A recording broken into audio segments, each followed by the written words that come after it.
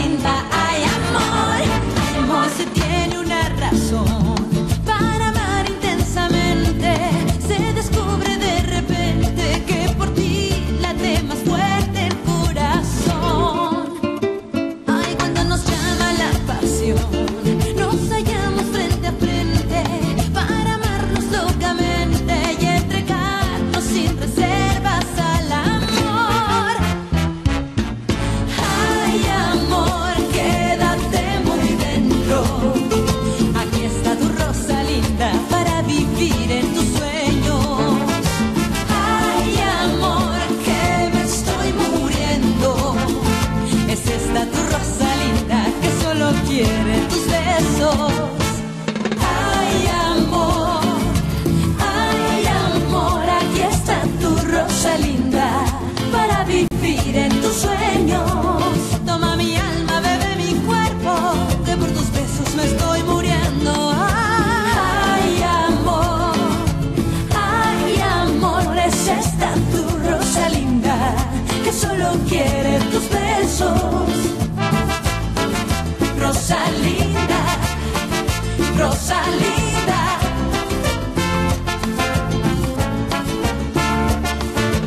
Rosalinda, ay amor. Naisip ko na nga rin ngayon na may malalang sakit at may taning na ang buhay mo. Malapit na po akong mamatay.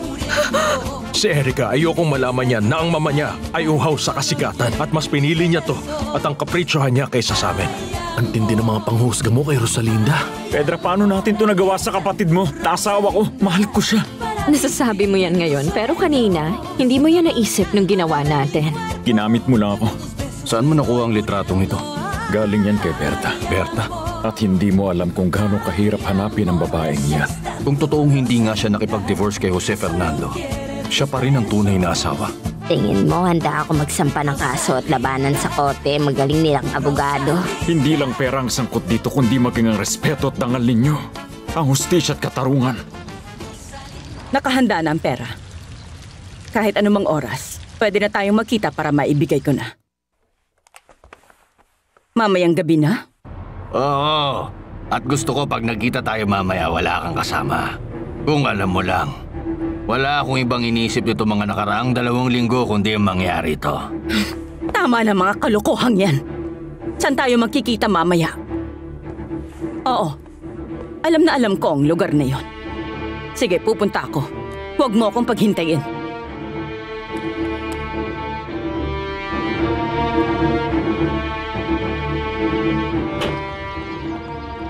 Alcira! Masaya ako makita ka, Alcira. Senyora Rosalinda, masaya ako makita ka. Pabalik-balik dito at umaasa na makikita ko ang anak ko. Palaging walang tao. Madalas kasi kaming umalis noon. Nung una doon kami sa Cuernavaca. Tapos sumunod sa Valle de Bravo. Kauwi lang namin ngayon eh. Mabuti naman at naabutan ko kayo. Ay, gustong-gusto ko na talaga makita si Erica. Lapitan mo na po siya. Ngayon wala na kayong peklat sa mukha. Tingin ko hindi na siya matatakot. Talaga, Rosalinda, Erica? bakit nandito ka? Para makita si Erica. Sinabi ko nang hindi na ako papayag na makita mo siya ulit. Pero anak Hindi ko nga, si Erica. Hindi. Mas pinili mong maging singer at dancer. Kaya huwag ka nang pupunta dito kahit kailan. Kung hindi, uutusan ko silang kalad ka rin ka sa kalye.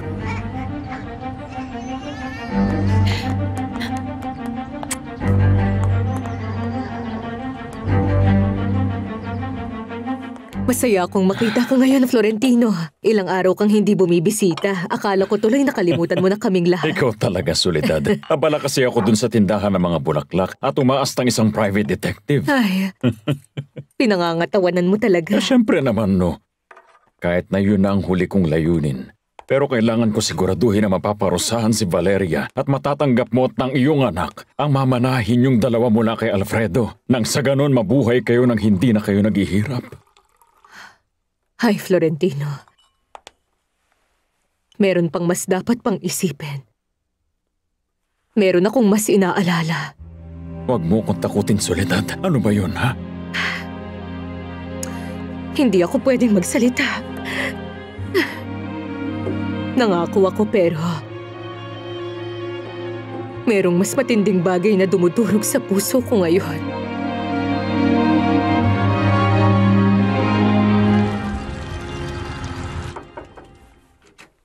Pasensya na po, senyorita. Gusto ko lang malaman kung nandito kayo. Ay, medyo nahihilo pa ako at medyo nangihina. Sa tingin niyo po ba nakasama sa inyo madalas nating pag-alis, senyorita? Ewan ko.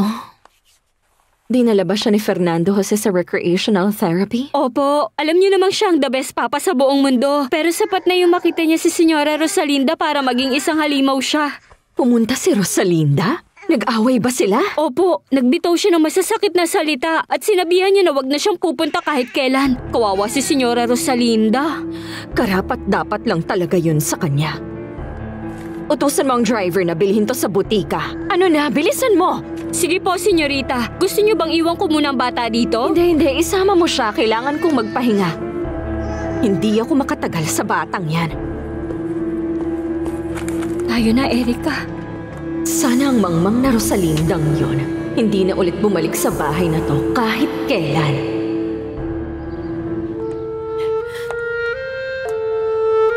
Erica, mahal kong anak.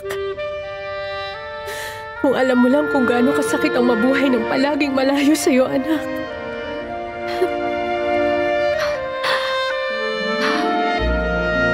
Sa wakas, nangyari na ang gusto ko. Buntis na ako ngayon. Kahit na anak to ni Anibal, maniniwala si Fernando Jose na anak niya ang batang to.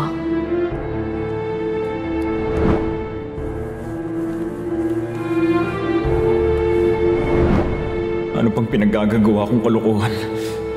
Hindi ko dapat to ginagawa kay Lucy. Tingnan mo, mahal ko. Tinanong ko ang mama mo sa recipe ng dessert na gustong-gusto mo at ginawa ko. Ginawa ko yan ng buong puso at sana magustuhan mo. Sigurado yan, Lucy.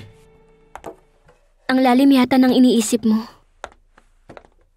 Lucy, mahal ko, gusto kong patawarin mo ko. Ay, pinatawad na kita, mahal ko. Hindi, makinig ka sa akin. May ginawa akong mali. At kailangan ko sabihin. Alam mong ikaw ang pinakamahal ko sa buong mundo. Patatawarin kita kahit ano pa yan. Kahit ano pang ginawa mo. Ang kondisyon ko lang wag mo nang uulitin. Siguradong hindi ko na inuulitin.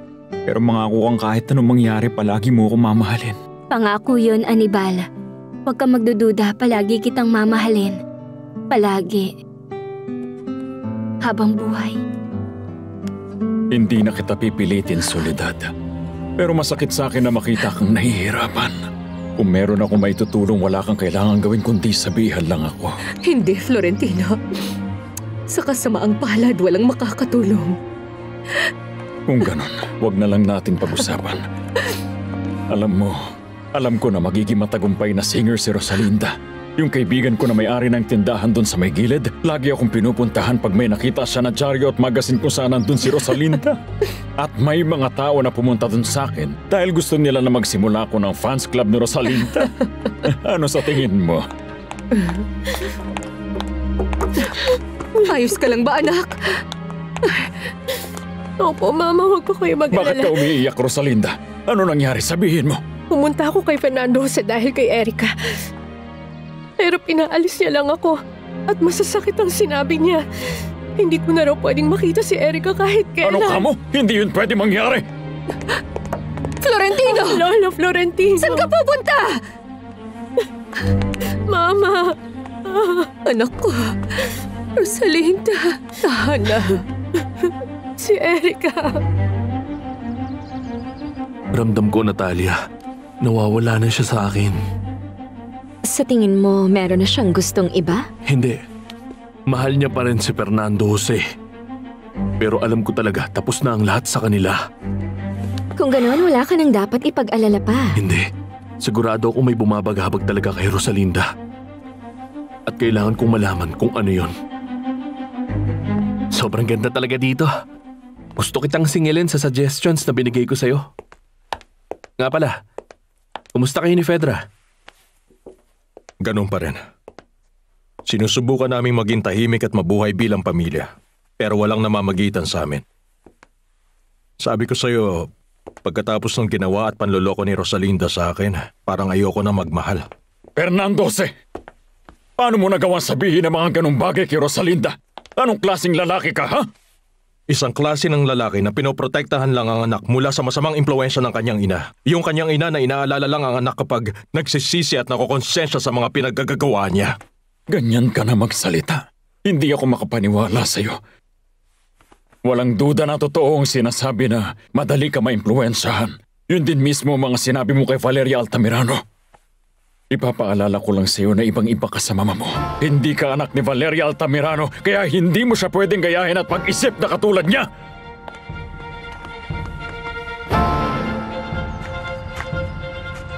Mga pusa.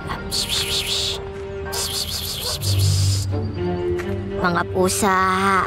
Ito ng gatas nyo. Gatas. Ito ng Huwag mong gulamin! Anong gagawin mo sa kanila? Bruha! Bruha! Bruha! Oy! Bruha rin! Nakakatawa! Sayang eh! Bruha ka! Alam!